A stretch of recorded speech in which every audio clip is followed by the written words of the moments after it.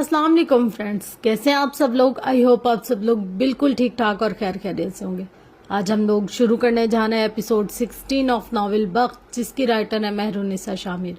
तो हम लोग बगैर कोई टाइम वेस्ट किए इसको स्टार्ट करते हैं। सुल्तान मंजिल की सुबह उदास और मगमूम सी थी।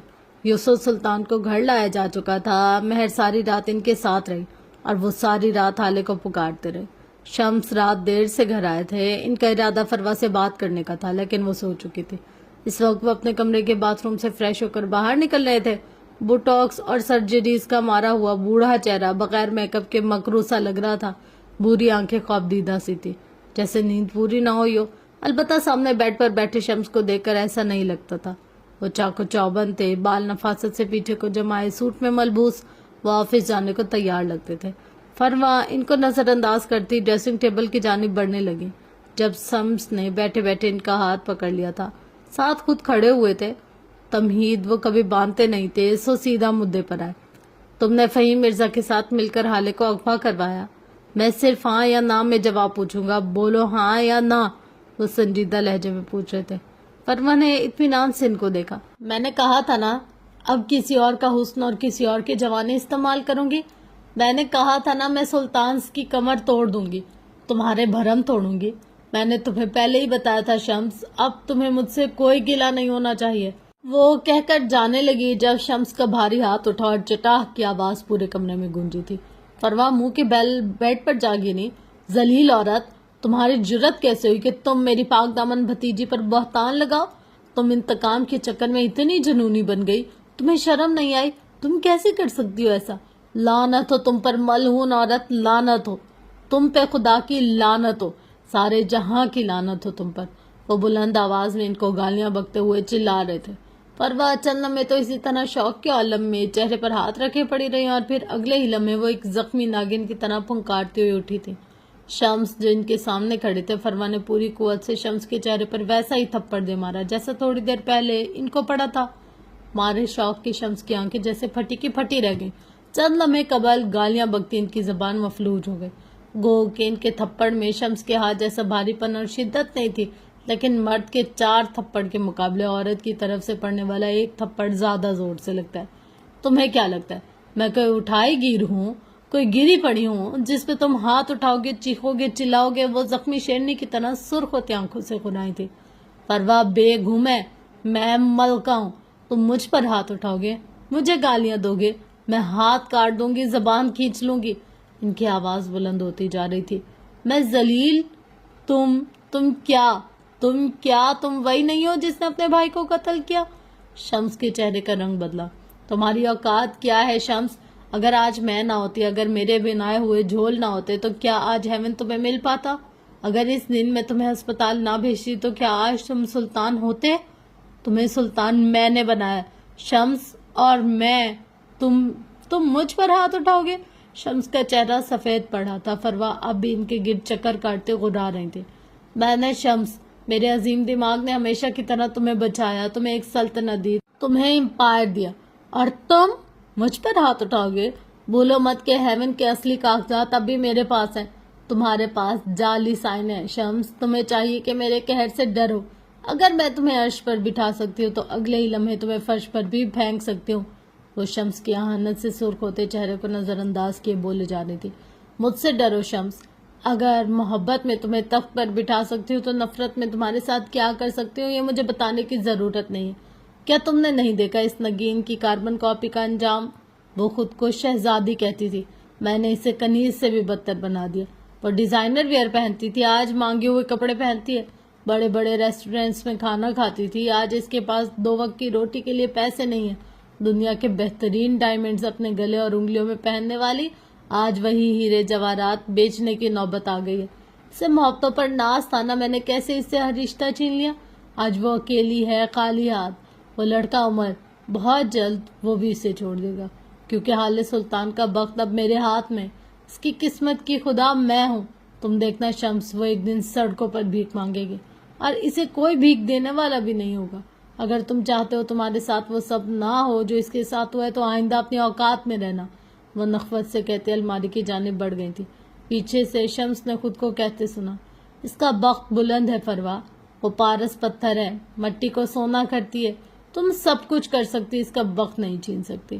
تم نے اس سے جو محبتیں چھین لی وہ عارضی تھی، تب اس کے ساتھ نہیں ٹھہر سکی. جب محبت اسے اب مل رہی ہے وہ دائمی ہے. وہ جب تک یہاں تھی شہزادی تھی، اب ملکہ ہے.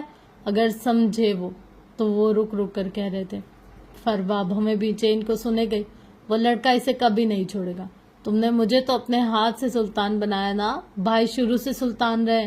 انہوں نے اپنی بیٹی کے لیے جس شخص کو چنا ہے، سوچو وہ کیا ہوگا. وہ شخص اسے تب سے یہاں سے لے گیا. اس نے تب اس کی حفاظت کی جب ان دونوں کا کوئی تعلق بھی نہیں تھا. اب وہ اس کی بیوی ہے.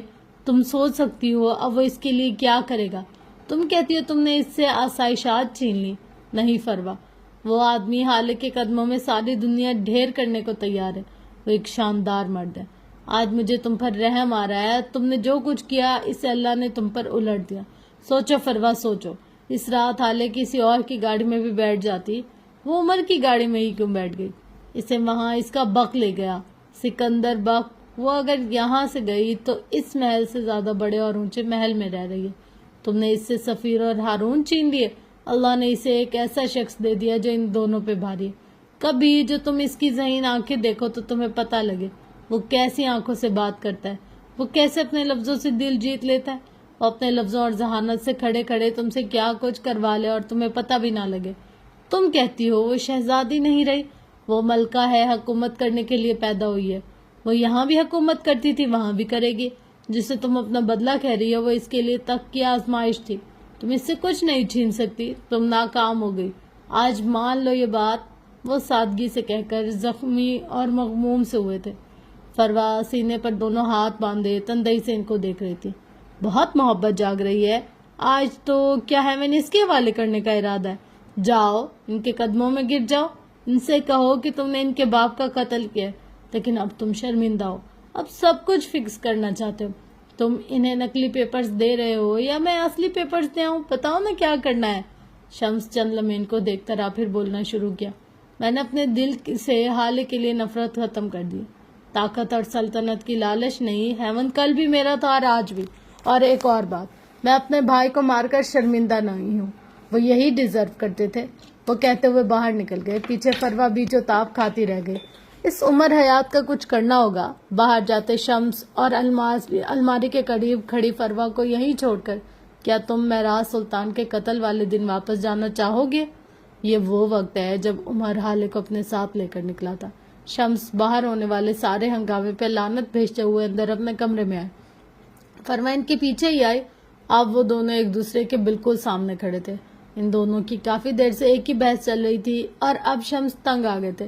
فرما میں نے کہا نا یہ وقت مناسب نہیں ہے. میں اس وقت ہیمن کی بات نہیں کر سکتا. کہ تمہارا دماغ چل گیا ہے؟ بھائی مر رہے ہیں اور میں وہاں جا کر کاروبار کی بات کروں؟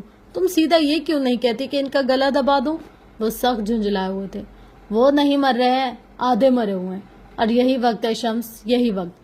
اگر آج نہیں تو پھر کبھی نہیں. تمہیں کیا لگتا ہے تم ان کی زندگی میں ان سے ہیمن لے سکتے ہو؟ یہ تمہاری خام خیالی. اگر تم اپنے لیے کچھ کرنا چاہتے ہو تو آج ہی کرنا چاہیے. اس کے لیے معراج سلطان کو مرنا ہی کیوں نہ پڑے. میرے پاس سارے کاغذات ہیں. کل رات میں نے سارے کاغذات ہینڈ اوور کر لیے تھے. تم سوچو شمس، جب آدھا مرا ہوا مرد کاغذات دے سکتا ہے تو کیا وہ سائن نہیں دے سکتا؟ وہ انہیں اکسا رہی تھی اور دور کہیں کامیاب بھی ہو رہی تھی. شمس نے رک کر ان کو دیکھا. کیا بکواس کر رہی ہو؟ ہیمن کے پیپرز تمہارے پاس ہیں؟ فرما مسکرائی تھی پورے دل سے. ہاں وہ میرے پاس ہے. تمہارے بھائی رات وہ کاغذات حالے کے نکاح کے وقت اس کو دینے والے تھے، لیکن میں نے کسی طرح وہ اٹھا لیے. اینڈ گیس واٹ، ہیون حالے کے نام پر ہے لیکن پاور آف اٹرنی عمر حیات کے نام ہے. اور یہ بات عمر نہیں جانتا. شاید معراج سلطان اسے سرپرائز دینا چاہتے تھے. تمہیں یہ سب کیسے پتا؟ شمس نے ان کو بیچ میں ٹوکا. میں فرحات غفار کو خرید چکی ہوں شمس، وہ میرے لیے کام کرتا ہے. چند روز قبل اس آدمی عمر حیات نے معراج سلطان سے کہا تھا کہ وہ ہیون اس کے نام کر دیں. معراج سلطان نے گو کہ اسے کوئی تسلی بخش جواب نہیں دیا، لیکن انہوں نے یہ کام کر دیا. اس لڑکی کے تیور دیکھ کر آج تو میں ڈر ہی گئی، لیکن شکر ہے کہ وہ اب تک ان کاغذات کے بارے میں نہیں جانتا. شمس اب بھی متذبذب سا تھا. لیکن میں کیا کر سکتا ہوں؟ کیا پوری دنیا کو پاگل بنا سکتا ہوں؟ سب لوگ مجھ سے پوچھیں گے کہ میرے بھائی نے مجھے ہیون کیوں دیا. یہ کیا کہوں گا؟ اور وہ عمر، تمہیں لگتا ہے وہ مجھ سے سوال نہیں کرے گا؟ وہ کوئی عام آدمی نہیں ہے، اسے کنونس کرنے کو مجھے ثبوت چاہیے ہوں گے۔ میں فی الحال یہ سب کچھ نہیں کر سکتا، تم اپنی ساری سازشیں خود تک رکھو۔ فروا گھوم کر ان کے سامنے آئی تھی۔ تم ان سے کہہ دینا کہ تم نے ہیون خریدا ہے، اپنی کمپنی کے 25% شیئر کے بدلے میں خریدا ہے۔ شمس نے اچنبے سے ان کو دیکھا۔ کیا بکواس کر رہی ہو؟ میں کچھ سمجھا نہیں۔ دیکھو شمس، جب معراج بھائی نے تم سے شیئرز خریدنے کی بات کی تھی تب کیا ہوا تھا یاد کرو؟ تم نے کوئی پیپر ورک نہیں کیا تھا۔ شمس کی آنکھیں چمک اٹھی، وہ فروا کے لیے مزید بولنے کو بےتاب ہو اٹھے۔ ان کے پاس کوئی ثبوت نہیں ہے کہ انہوں نے تم سے وہ 25% خریدے تھے۔ تم ان کے اکاؤنٹ میں پیسے ٹرانسفر کر دیتے ہو۔ وہ کمپنی میں کام کرتے تھے لیکن ڈیل نہیں ہوئی تھی اور کوئی پیپر ورک بھی نہیں ہوا تھا۔ شمس، تمہارے پاس گولڈن چانس ہے، اسے مت کماؤ۔ جاؤ اپنی امپائر بناؤ، اپنے لیے کچھ کرو۔ وہ کچھ راضی ہو گئے۔ لیکن میں نے ہیون کے کاغذات نہیں بنوائے، میں نے اپنی کمپنی کے 25% کی پیپرز بھی نہیں بنوائے۔ اتنے کم وقت میں اتنا سب کیسے کر سکتا ہوں میں؟ فروا نے ان کے دونوں ہاتھ تھام لیے۔ نہ جانے کتنا عرصے بعد، جو پیپر فرحاد نے عمر اور حالے کے لیے بنوائے تھے، میں نے ویسے ہی پیپرز تمہارے لیے بھی بنوائے۔ تو میرا عشق ہو شمس، میں نے تمہارے لیے سب کیا اور سب کچھ کروں گی۔ سارے کاغذات بنوا لیے، بس ایک دستخط اور تم سلطان بن جاؤ گے۔ تمہاری سلطنت ہوگی، تم حکومت کرو گے، تمہارے پاس وہ سب ہوگا جس کا تم نے کبھی خواب دیکھا تھا۔ جب تک تمہارے ساتھ فروا ہے، تمہیں کسی چیز کا خوف نہیں ہونا چاہیے۔ وہ ایسے مان سے کہہ رہی تھی کہ لمحے بھر کو شمس وہ ہوٹل کا کمرہ اور اپنی نفرت بھول گئے۔ دیر قبل جو نیم رضامند تھے اب مکمل تیاری کے ساتھ جا رہے تھے اپنے دل کو مارنے ہمیشہ کے لیے۔ موجودہ دن فروا اپنے موبائل پر کسی سے بات کر رہی تھی، چہرے پر ہلکی سی فکر مندی تھی اور ہلکا سا حسد بھی۔ مجھے اس کی ساری ڈیٹیلز چاہیے، مجھے بتاؤ وہ عمر حیات کون ہے، کہاں سے آیا اور اس کا فیملی بیک گراؤنڈ کیا ہے۔ مجھے اس کے بارے میں ایک ایک بات بتاؤ فرحاد، اس کی کمزوری، اس کی طاقت، سب۔ اس کا برا وقت اب آ چکا ہے۔ آگے سے کچھ کہا گیا تھا، فروا نے بے دلی سے کال کاٹ دی تھی۔ اب وہ یہاں سے وہاں چکر لگا رہی تھی، ساتھ ساتھ بڑبڑاتی جاتی تھی۔ نہیں، یہ وہ نہیں ہو سکتا، یہ نگین کا بیٹا نہیں ہو سکتا۔ میں نے اس دن اس عورت کو خالی ہاتھ بھیج دیا تھا، میں نے اسے دکھا دیا تھا یہاں نگین کے بیٹے کی کوئی جگہ نہیں۔ پھر کیسے آ سکتا ہے وہ؟ لیکن اس کی آنکھیں کیوں ہیں ایسی؟ نہیں، یہ بس میرے دماغ کا فطور ہے، وہ نہیں آ سکتا۔ بالآخر وہ تھک کر بیٹھ گئی تھی، اس بات سے انجان کہ جس آدمی کے لیے وہ خود کو برا وقت کہہ رہی ہیں وہ دراصل ان کا برا وقت ہے۔ عمر کے بنگلے پر دن چڑھایا تھا، صبح کی مقدس سفیدی دم توڑ رہی تھی، اب اس کی جگہ جھلساتی دھوپ نے لے لی تھی۔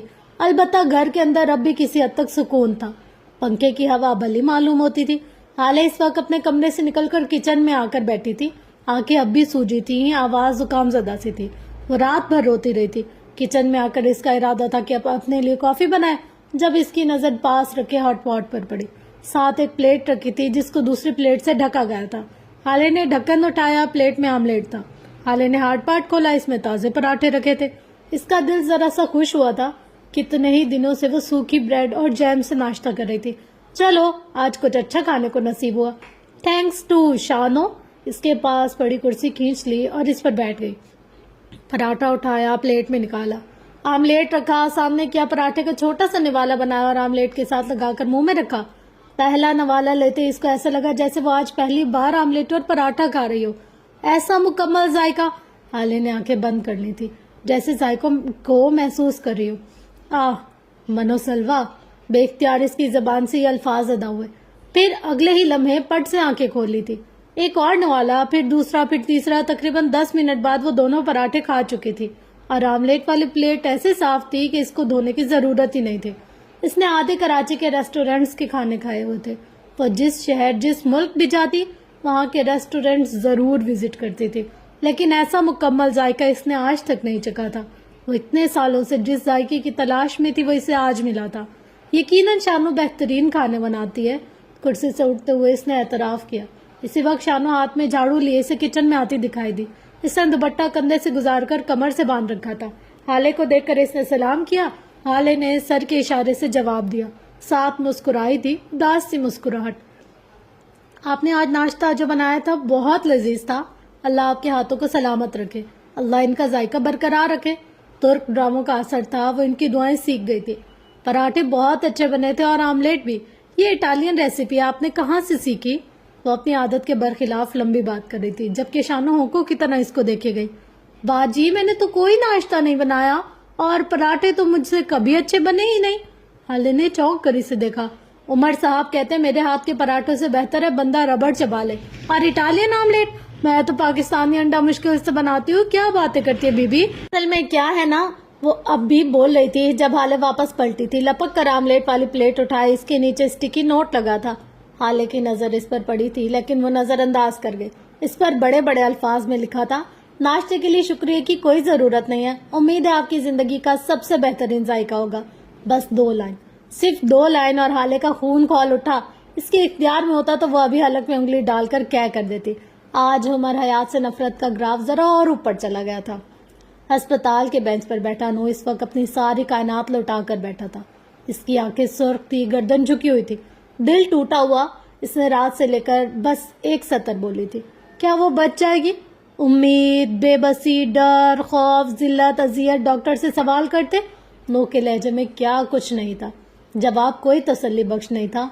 नरमीन कोमा में जा चुकी थी। इसकी नॉर्मल जिंदगी में वापसी के बारे में डॉक्टर्स ने बस यही कहा था, 1 मिनट, 1 दिन, 1 घंटा, 1 साल, 10 साल, 20 साल या फिर सारी जिंदगी भी लग सकती है, या फिर वो इसी तरह मर भी सकती है। हम कुछ नहीं कर सकते। वो तब तक ठीक हो सकती है जब वो रिकवर होना चाहे। वो तब से लेकर अब तक इसी बेंच पर बैठा था। इसकी जिंदगी की सारी जमा पूंजी लुट गई थी। वो कुछ नहीं कर सका था। ये सब किसने किया फिलहाल इसे ये भी नहीं पता था। रात से लेकर अब तक पुलिस और मीडिया ने इसको किसी तरह से संभाला हुआ था, तो ये बस वही जानता था। इसी वक्त फहीम मिर्जा सफेद पर्दे रंगत के साथ इसे अपने करीब आते दिखाई दिए। नूह को देखकर इनका दिल उछलकर हलक में आता। वो इसके करीब आकर बैठ गए, एक हाथ से इसके कंधे पर हाथ रखा और बोले तो इनकी आवाज में अफसोस था, ये किसने किया है बेटे, क्या तुम्हें पता था? नूह ने शिकस्तगी से नफी में सर हिलाया। बात मीडिया में नहीं जाएगी, तुम फिक्र मत करो। मैंने पुलिस को भी समझा दिया है, किसी को कुछ पता नहीं चलेगा। हमारी इज्जत पर कोई हर्फ नहीं आएगा। तुम बकवास बंद करे अपनी। नूह खड़े होते हुए दौड़ा था। इसकी आंखें जब्त के मारे खून झुलका रही थी। मेरी बहन जिंदगी मर रही है और आपको अपनी इज्जत की पड़ी है। फहीम सहम कर बेंच के साथ जा लगे। मैं लानत भेजता हूँ आपकी इज्जत पर। खुदा की कसम मुझे इस वक्त किसी चीज की परवाह नहीं है, किसी भी चीज की नहीं। मेरी बहन को कुछ हो गया तो मैं सारी दुनिया को आग लगा दूंगा। जो इस काम में मुलविस है, मैं इसे कुत्ते की मौत मारूंगा। मैं इसकी नस्ल खत्म कर दूंगा। मैं इनके बच्चों को चौक पर बिठाकर भीख मंगवाऊंगा। मैं इनकी बीवियां बेवा करूंगा, इनकी बेटियां घरों से उठवाऊंगा। मैं जलील हुआ तो वो सब भी जलील होंगे। मेरी बहन को अजियत हुई है, सारी दुनिया को इज्जत दूंगा। वो उंगली उठाकर बोल रहा था, मैं नो मुगल आज कसम खाता हूँ कि मैं अपनी बहन का बदला लूंगा। मैं किसी को नहीं छोड़ूंगा, खुदा की कसम नहीं छोड़ूंगा। इसके मुंह से झाग निकल रहा था, इसकी आंखें सुर्ख अंगारा हो रही थी, इसका सारा जिस्म कांप रहा था। फहीम अपनी जगह से उठे थे, इसके करीब आए, अपने दोनों हाथ इसके कंधे पर रखे और कहना शुरू किया, तुम्हें जो करना है मैं तुम्हारे साथ हूँ मिर्जा। उन्होंने मिर्जा पर जोर दिया। इनकी आंखें कुछ जता रही थी। मैंने तुम्हें पाला नू, तुम्हारी बहन को पाला। तुम्हारे मरते हुए बाप को मैंने बचाया। अगर वक्त पर मैं इसका इलाज ना करवाता तो तुम कई साल पहले यतीम हो चुके होते। इस हादसे के बाद वो माजूर हो गया था, मैंने इसे फिर भी नहीं छोड़ा। इस वक्त तुम्हारी बहन इस दुनिया में आने वाली थी। मैंने तुम्हारी माँ की एक एक जरूरत का ख्याल रखा। अगर मैं बर वक्त तुम्हारी माँ को अस्पताल ना ले जाता तो तुम्हारी बहन इस दुनिया में ही ना आती। आखिरी वक्त पर अगर मैं तुम्हारे माँ बाप की तदफीन ना कराता तो इनकी लाश गल सड़ जाती। मैंने तुम्हें अपना नाम दिया, मैंने तुम्हारे नाम से मुगल हटाकर तुम्हें मिर्जा बनाया, और तुम आज मेरे सामने चीखोगे, मुझे बातें सुनाओगे। क्या इसलिए किए थे मैंने तुम पर इतने एहसान? इनके लहजे में तपिश थी। नूह का सर शर्मिंदगी से झुकता जा रहा था। मैं जा रहा हूँ नूह, अब मेरे पास आना हो तो मिर्जा बनकर आना, मुगल बनकर नहीं। वो इसका कंधा थपकते हुए आगे बढ़ गए। पीछे नूह था और इसके अनगिनत दुख। अल्लाह ने इसकी नेकी भी कबूल नहीं की। इसने तो एक लड़की की इज्जत बचाई थी, आज इसे नेकी से नफरत हो गई थी। यह दुख बहुत बड़ा था। गाड़ी में एसी की कूलिंग के बावजूद हारून के ड्राइवर को ठंडे पसीने आ रहे थे। उमर की मुश्तबा नजरें इसके चेहरे पर जमी थी। हारून पिछली सीट पर आरामदा सा बैठा था। वो कोई 30-35 साल का फरबई माइल आदमी था। नकूश पीने थे और वो आधे घंटे से एक ही बात दोहरा रहा था। سر میں قسم کھا کر بتاتا ہوں، میں نے ان کو یہیں اتارا تھا، پھر 2 گھنٹے بعد یہیں سے لینے آ گیا تھا. میں اپنے بچوں کی قسم کھا کر کہہ رہا ہوں، مجھے میرے باپ کی قسم. وہ گھگھیانے لگا. اس نے پچھلے آدھے گھنٹے سے دہرائی جانے والی بات ایک بار پھر دہرائی تھی. عمر نے بیزاری سے گردن پیچھے جھکائی، جبکہ ہارون بے نیازی سے موبائل پر انگلیاں چلا رہا تھا جیسے کوئی فرق ہی نہ پڑتا ہو. عمر نے گاڑی سے نکل کر اس کے پاس نظر دوڑائی. یہاں بس قطار در قطار چھوٹے بڑے دکان بنے ہوئے تھے، کوئی آٹو کا تو کوئی ورک شاپ کا، کوئی بائک اور گاڑیوں کے اسپیئر پارٹس بیچ رہے تھے. یہاں دور دور تک کوئی کیفے کوئی ریسٹورینٹ نظر نہیں آ رہا تھا. اگر فروا یہاں کسی سے ملنے آئی تھی تو ضرور کسی کیفے یا ریسٹورینٹ ہی گئی ہوگی. عمر نے اس جگہ کی لوکیشن نکال لی تھی. یہاں تقریباً 1.5 کلومیٹر تک کوئی ایسی معقول جگہ نہیں تھی جہاں فروا اور فہیم مرزا مل سکے. وہ واپسی گاڑی میں آ کر بیٹھ گیا. اب اسے ایک اور طریقہ استعمال کرنا تھا اور وہ اس کے لیے تیار تھا. وہ جھکا اور اس نے جھک کر اپنی پنڈلی سے بندھی چھوٹی سی پسٹل نکالی. اب کہ اس کے ہاتھ میں چھوٹی پسٹل دے کر ہارون کا ڈرائیور خون خشک ہو گیا تھا. عمر نے پستول اس کی کن پٹی پر رکھی. ہارون نے ذرا کی ذرا نظر اٹھا کر اس کو دیکھا تھا اور ایک بار پھر بڑبڑاتے ہوئے اپنے موبائل پر جھک گیا. کھسک گیا پولیس والا. خیر مجھے کیا، اب بتاؤ کہاں لے کر گئے تھے تم اس بوڑھی فتنہ کو؟ اب اگر میرے ساتھ کوئی بھی چالاکی کرنے کی کوشش کی تو تمہارا گیم ختم سمجھو. میں کھوپڑی کھول دوں گا تمہاری. بولو، سب سچ بولو. وہ اس کی آنکھوں میں دیکھتا غرا رہا تھا. ڈرائیور رونے لگ گیا. اللہ کی قسم سائیں، خدا کی قسم، میں نے ان کو یہیں اتارا تھا. مجھے نہیں معلوم وہ یہاں سے کہاں گئی، کس سے ملی، میں کچھ نہیں جانتا. مجھے معاف کر دو سائیں.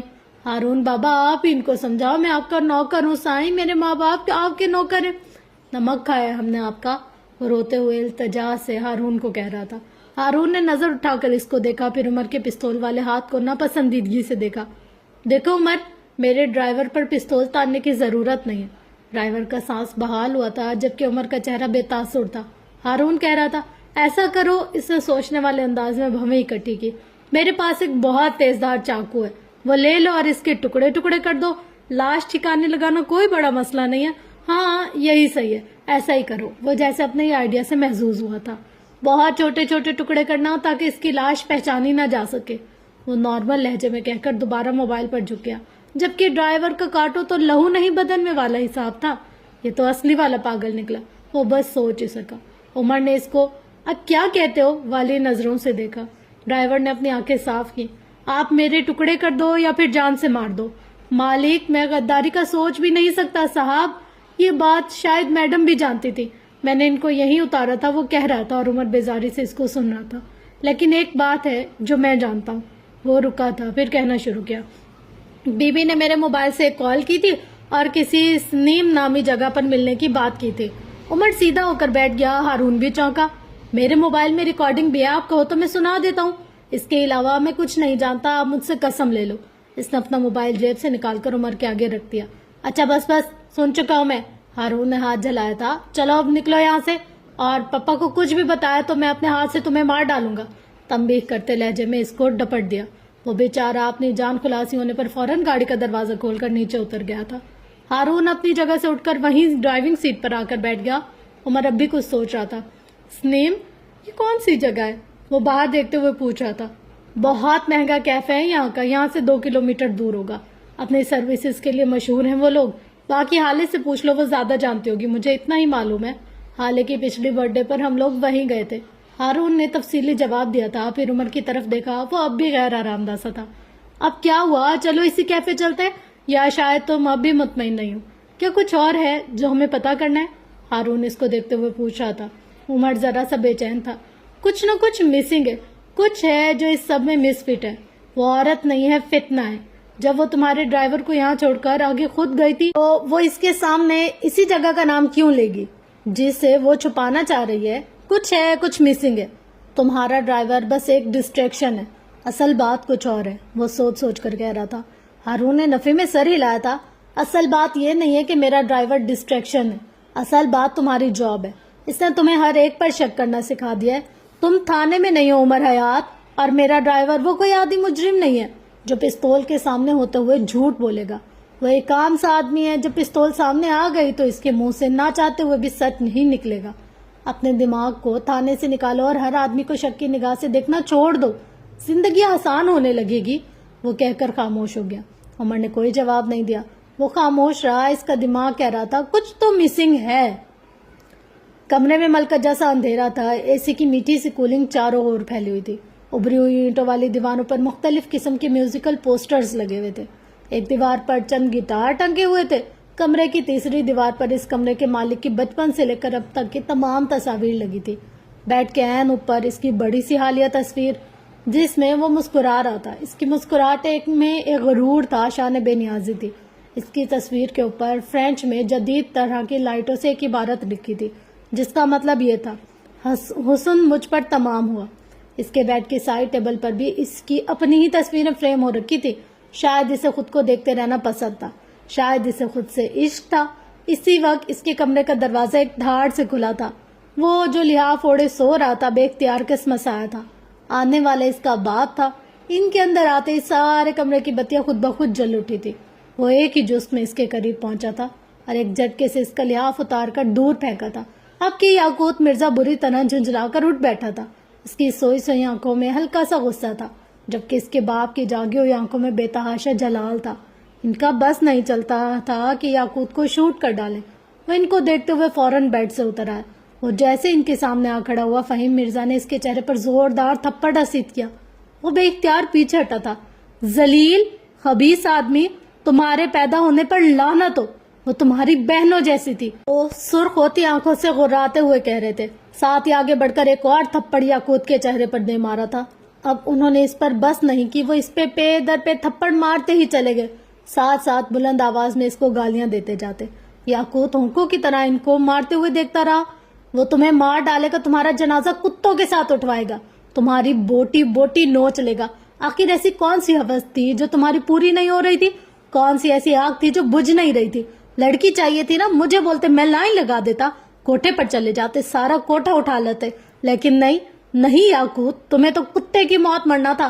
اب وہ تمہارا کلیجہ چبا جائے گا، تم دیکھنا وہ تمہارے ٹکڑے ٹکڑے کر دے گا. وہ منہ سے کف نکال لیتے.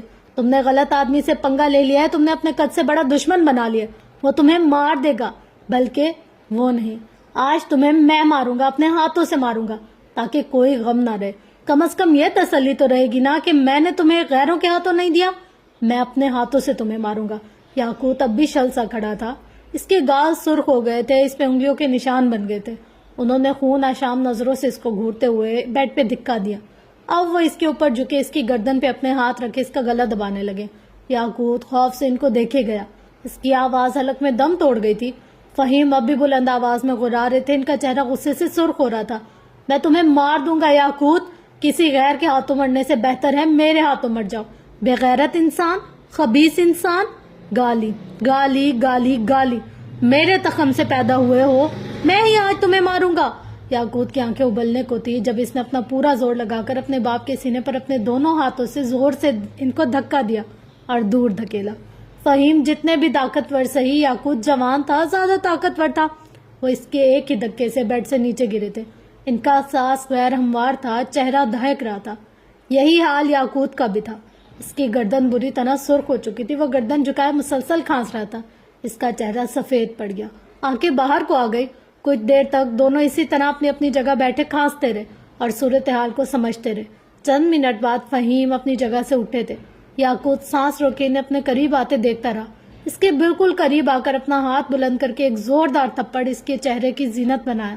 اب کی بار ان کے چہرے اور لمس دونوں میں غصہ نہیں تھا، ایک بے بسی بھرا تھپڑ تھا. یاقوت نے چہرہ جھکا لیا. شاید اسے اندازہ ہو گیا تھا کہ وہ خود کو کس دلدل میں پھنسا چکا ہے. 10 منٹ بعد اس کے بیڈ پر اس کے قریب بیٹھے وہ اس کی گردن پر آئس پیک رکھ رہے تھے. یاقوت کی سفید گردن پر ان کے ناخن بری طرح کھبے ہوئے تھے. چہرے پر تھپڑوں کے واضح نشان تھے. اگر وہ تمہیں لڑکی پسند تھی تو بھونک دیتے، میں کسی بھی طرح تمہیں وہ لا کر دیتا. زیادہ سے زیادہ کیا کرنا پڑتا، نکاح کروا دیتا میں. لیکن یہ جھک مارنے کی کیا ضرورت تھی تمہیں؟ ان کی آواز اب بلند نہیں تھی لیکن اس میں غصہ تھا، بے بسی تھی، حقارت تھی. یاقوت نے سر جھٹکا تھا. کتنی بار تو بتایا تھا پسند ہے پسند ہے، اب آپ کو سمجھ ہی نہیں آئی تو میں کیا کرتا؟ وہ بیزاری سے بولا تھا. بات یہ نہیں تھی جو وہ بتا رہا تھا. وہ لفظوں کی ہیر پھیر سے کام لے رہا تھا. کیوں؟ یہ وہ خود بھی نہیں جانتا تھا. فہیم مرزا نے دانت پر دانت جما کر ضبط کیا. مجھے لگا بہن کی طرح پسند ہے، وہ چبا چبا کر بولے تھے. یاقوت مرزا نے کیا کبھی کسی لڑکی کو بہن کی نظر سے دیکھا ہے؟ اور ایسی بھی کیا بڑی بات ہو گئی، آپ نے بھی تو نو کی ماں رابیل کے ساتھ یہی کچھ کیا تھا۔ فہیم مرزا کا اس پیک لگاتا ہاتھ تھم گیا، ان کا سانس تک رک گیا۔ یاقوت بولے گا، میں بچہ تھا لیکن اتنا بھی نہیں، سب یاد ہے مجھے۔ نیرو تب 4 سال کی تھی، میں 9 سال کا تھا۔ ڈیڈ، وہ لڑکی مجھے پسند ہے، آپ کو رابیل آنٹی پسند تھی۔ میں نے جو بھی کیا آپ سے سیکھ کر کیا، مجھے بلیم کرنے سے پہلے اپنے گریبان میں جھانک لیں، وہ اپنے باپ کی آنکھوں میں دیکھتے ہوئے بولا تھا۔ فہیم مرزا کے لیے اگلی سانس لینا بھی مشکل ہو گیا۔ کافی دیر بعد جب وہ بولے تو ان کو اپنی آواز کسی کھائی سے آتی محسوس ہوئی۔ تم یہ سب کیسے جانتے ہو؟ انہوں نے ہکلاتے ہوئے سوال کیا۔ یاقوت نے ان کی جانب دیکھا تھا۔ ڈیڈ، میں بچہ ضرور تھا لیکن میں مرد بھی تھا۔ ہمارے کلاس کے بچے بہت جلد بڑے ہو جاتے ہیں، ایسی باتیں سمجھنے میں ہمیں زیادہ وقت نہیں لگتا۔ ہم نے کئی ملک گھوم رکھے ہوتے ہیں، کئی کلچرز دیکھ رکھے ہوتے ہیں، ہم پر پابندیاں نہیں ہوتی، ہمیں سب دکھایا جاتا ہے، ہمیں سب سننے کی آزادی ہوتی ہے، اور یہی آزادی، یہی ماحول ہمیں وقت سے پہلے بڑا کر دیتا ہے، جیسے مجھے کر دیا۔ شاید میں یہ نہیں سمجھ پاتا اگر آپ نے ایک بار کیا ہوتا۔ یاقوت رکا تھا، اس کے باپ کا چہرہ شرمندگی سے جھکا تھا۔ آپ نے یہ ایک بار نہیں کیا ڈیڈ، آپ نے یہ بار بار کیا۔ آپ نے صرف خود ہی ان کے حسن کا فائدہ نہیں اٹھایا، آپ نے ان کا حسن بیچا۔ یا آپ کا بزنس، یہ امپائر، یہ سب آپ نے کیسے بنایا؟ کیا میں نہیں جانتا؟ آپ نے اس عورت کو مجبور کیا کہ وہ خود کو بیچے تاکہ آپ کو فائدہ ہو۔ اس کا شوہر کمزور تھا، معذور تھا، اور وہ عورت مجبور۔ آپ انہیں بڑے بڑے عمرہ اور رؤسا کی محفلوں میں لے جاتے تھے، آپ انہیں لوگوں کے، اور وہ ایک بار پھر رکا، لہجہ ذرا سا زخمی ہوا۔ فہیم مرزا گردن جھکائے سرخ چہرے کے ساتھ اس کو سنے گئے۔ آپ انہیں لوگوں کے گیسٹ ہاؤس بیچتے تھے، آپ انہیں لوگوں کے فارم ہاؤس بیچتے تھے، آپ نے انہیں بیچ کر اپنے لیے دولت خریدی۔ ہم امیر شروع سے تھے، آپ کا ایک ہوٹل تھا، لیکن ہم کبھی بھی ملینئر نہیں تھے۔ آپ نے نو کے باپ کا سارا پیسہ ضبط کر لیا، اور جہاں تک میں جانتا ہوں ان کا ایکسیڈنٹ بھی آپ نے کروایا تھا۔ مجھے یہ سب ممی نے بتایا تھا، لیکن آپ نے جو کچھ بھی رابیل آنٹی کے ساتھ کیا وہ میں نے اپنی آنکھوں سے دیکھا تھا۔ تب نہیں سمجھا، لیکن کچھ سال بعد سمجھ گیا تھا۔ اس کا لہجہ ہلکا تھا، دھیما سا۔ کیا تم مجھ سے نفرت کرتے ہو؟ انہوں نے گردن اٹھا کر پوچھا تھا۔ یاقوت نے نفی میں سر ہلایا۔ یاقوت اب بھی بے تاثر لہجے میں بولے گا، میں آپ سے محبت کرتا ہوں ڈیڈ، آپ میرے واحد پیرنٹ ہیں۔ جو کچھ بھی آپ نے کیا، جیسا بھی کیا، کوئی نہ کوئی وجہ رہی ہوگی۔ جب ممی نے مجھے یہ سب بتایا میں تب بھی آپ کو ہیٹ نہیں کر سکا۔ فہیم مرزا کی سانس بحال ہوئی تھی۔ نہ اب کرتا ہوں، ضرور آپ کے ساتھ کچھ ہوا ہوگا تبھی تو آپ نے ایسا قدم اٹھایا۔ میں آپ کو یہ سب اس لیے بتا رہا ہوں کیونکہ میں آپ پہ یہ واضح کرنا چاہتا ہوں کہ میں آپ کا بیٹا ہوں۔ جو کچھ آپ نے کیا وہی میں نے کیا۔ آپ نو سے مت ڈرے، جب وہ اپنی ماں کی مجرم نہیں ڈھونڈ سکا تو بہن کے مجرم کیا ڈھونڈے گا؟ فہیم نے گہری سانس لی تھی، جیسے اس کی ساری باتیں بھی سانس کے ذریعے اندر داخل ہو گئی ہوں۔ وہ اٹھ کر یاقوت کی الماری کے قریب گئے تھے اور ایک بیگ نکالا اور یاقوت کے کپڑے نکال کر اس بیگ میں ٹھوستے گئے۔ تم نے جو کچھ بھی کیا وہ غلط تھا یا صحیح میں نہیں جانتا، لیکن تم اب یہاں نہیں رہو گے، تم آج ہی امریکہ جا رہے ہو۔ اس وقت نو بچہ تھا، آج وہ بچہ نہیں ہے، وہ جلد یا بدیر تمہیں ڈھونڈ لے گا۔ اور پھر ان کی آواز میں صفاقی در آئی۔ اب وہ دوسرے دراز سے اس کے ضروری ڈاکومنٹس نکال رہے تھے۔ یاقوت خاموشی سے ان کو دیکھے گا۔ پھر وہ تمہیں کتے کی موت مارے گا، میں اب بھی کہہ رہا ہوں، وہ تمہارے ٹکڑے ٹکڑے کر کے کچرے کے ڈھیر پر پھینکے گا، اور میں یہ نہیں دیکھ سکتا، اس لیے تم آج اور ابھی یہاں سے جا رہے ہو۔ میں نے سب سنبھال لیا ہے، بلڈنگ کی CCTV فوٹیج ڈیلیٹ ہو گئی ہے، جن لوگوں نے تمہیں وہاں آتے دیکھا ان کے منہ بند کروا دیے گئے، اور نرمین کے ڈاکٹرز میں خرید چکا ہوں۔ وہ اس کے بیگ کو اس کے قدموں کے قریب رکھ کر اس کا بازو پکڑ کر اسے کھڑا کر چکے تھے۔ تم جا رہے ہو، جب تک سب کچھ فکس نہیں ہو جاتا تب تک تم جا رہے ہو، اور اگر تم واپس آئے تو میں اپنے ہاتھوں سے تمہیں مار دوں گا، اور اسے میری دھمکی مت سمجھنا۔ وہ اس کو وارن کرتے ہوئے بول رہے تھے۔ یاقوت غیر آرام دہ تھا۔ آپ کو کیسے پتا چلا کہ میں نے؟ اس نے بات آدھے میں چھوڑ دی۔ مجھے انسپیکٹر جاوید نے کال کی تھی، اس نے فوٹیج میں تمہارے چہرہ دیکھ لیا تھا، اور رہی صحیح کسر اس چوکیدار نے پوری کر دی تھی۔ خیر، میں اس وقت تمہارے پاس آ کر مسئلہ بڑھانا نہیں چاہتا تھا، مجھے سب کچھ فکس کرنا تھا۔ آپ یہ سب اکیلے نہیں کر سکتے، مجھے بتائیں یہ سب کرنے میں آپ کو کس نے ہیلپ آؤٹ کیا ہے؟ وہ شکی انداز میں ان کو دیکھتے ہوئے پوچھ رہا تھا۔ سلطان منزل سے کسی نے میری مدد کی ہے، وہ جینیس ہے، ایول جینیس۔ اب تم جاؤ، تمہاری فلائٹ ہے، آدھے گھنٹے بعد تمہیں نکلنا ہے۔ وہ بے دلی سے باتھ روم میں گھس گیا تھا۔ پیچھے فہیم مرزا بے دم ہو کر بیڈ پر گرے تھے۔ اپنی اولاد سے اپنا داغدار ماضی سننا الگ ہی ذلت تھی۔ صبح دوپہر میں بدلنے لگی جب عمر اپنی اسٹڈی میں داخل ہوا۔ حالے سامنے ہی فرش پر بیٹھی چھوٹی میز پر رکھے کاغذات کھنگال رہی تھی۔ عمر کو دیکھ کر نظر انداز کیا. وہ بھی کسی قسم کی بدمزگی نہیں چاہتا تھا. خاموشی سے آ کر اس کے قریب بیٹھ گیا. کیا آپ کو کچھ ملا؟ اس نے بیٹھتے ہی سوال کیا تھا. حالے نے ساری کوفت کو ایک طرف رکھتے ہوئے کچھ کاغذات اس کے آگے رکھے. یہ شیر علی کے پچھلے 2 سال کے سارے کیسز کی ڈیٹیل ہے. 2 سال سے اس پر 10 کیسز ہوئے ہیں، جن میں سے 7 مقدموں میں وہ جیل جا چکا ہے. میں ان 7 مقدموں میں اس کو نکالنے والے آدمیوں کو چیک کر چکی ہوں. خشک لہجے میں کہتے ہوئے وہ رکی تھی. تمہارا نام کہیں نہیں ہے، احسان کرنے والے انداز میں کہہ کر وہ دوبارہ کہنا شروع کر چکی تھی. ان 7 میں سے صرف 3 کیسز ایسے تھے جن میں اس کو فیورز دی گئی. اب ہمیں ان 3 لوگوں کو چیک کرنا ہوگا. عمر غور سے سن رہا تھا. دور کہیں اس کا دل کہہ رہا تھا کہ 3 لوگوں کو چیک کرنے کی ضرورت نہیں ہے، بس فہیم مرزا کو چیک کرو.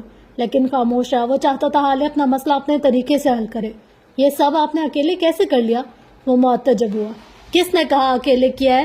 لیل سکندر نے تمہاری زوجہ کے ساتھ کام کیا. عمر پیچھے سے آتی لیل کی آواز پر مڑا تھا. وہ سفید ٹی شرٹ اور جینز پہ ملبوس تھی. چھوٹے بال آدھے باندھ رکھے تھے. ساملا چہرہ دھلا دھلایا سا تھا. اس کے ہاتھ میں 2 کافی کے مگ تھے. وہ چھوٹے چھوٹے قدم لیتے ہوئے آئی اور ان کے قریب ہی بیٹھ گئی. عمر نے اب حالے کی جانب دیکھا تھا. اس کو کیسے بلا لیا آپ نے؟ یہ تو اتنی مصروف ہوتی کہ کال تک نہیں پک کرتی. کو جا کے گھر پر آ کر کام کر دے. اسٹرینج. وہ واقعی حیران ہوا تھا. لیل نے آج تک کسی کے لیے ایسا نہیں کیا تھا، خود عمر کے لیے بھی نہیں. حالے نے کاغذات پر جھکی نظریں اٹھائی تھی. امیر ہونے کا ایک فائدہ ہوتا ہے، آپ کسی کو بھی ڈبل یا ٹرپل پے کر کے اپنا دنوں میں ہونے والا کام چند گھنٹوں میں کروا سکتے ہیں. اپنی ٹائمنگ اور اپنی جگہ میں نے ہی وہی کیا. وہ بول کر ایک بار پھر کاغذات پر جھک گئی. عمر حوالے سے بڑبڑایا تھا. ایلیٹ کلاس کی بگڑی ہوئی رئیس زادی. بات سنو زوجہ، کیا تمہیں واقعی شک ہے کہ تمہیں الفا نے ہی کڈنیپ کیا ہے؟ لیل نے سوال کیا تھا. مجھے شک نہیں، یقین ہے یہ سب اسی نے ہی کیا ہے. حالے نے نظر اٹھائے بغیر جواب دیا تھا. پھر تم اس کے ساتھ ایک ہی گھر میں کیوں رہ رہی ہو؟ حالے کی نظروں کے سامنے ایک اور منظر آیا. ہسپتال پر بیڈ پر لیٹا اس کا باپ. وعدہ کرو حالے، تم عمر کو نہیں چھوڑو گی. اس نے سر جھٹکا تھا. میں آپ کو جواب دہ نہیں ہوں اور آئندہ میرے معاملات سے دور رہا کرے. میں آپ کو آپ کے کام کا پے کرتی ہوں، میری پرسنل لائف میں گھسنے کا نہیں. نرمی سے کہہ کر وہ اٹھ کھڑی ہوئی. لیل ہنزو مسکراتی رہی. اس نے کوئی جواب نہیں دیا. ہمیں کام کرنا ہے عمر، کیا تم آنا چاہو گے؟ وہ عمر کو دیکھے بغیر بولی تھی. عمر اٹھ کھڑا ہوا تھا. دونوں گھر سے باہر نکل آئے تھے. آپ کی لسٹ میں سب سے پہلا نام کون سا ہے؟ وہ گاڑی کا دروازہ کھولتے ہوئے پوچھ رہا تھا.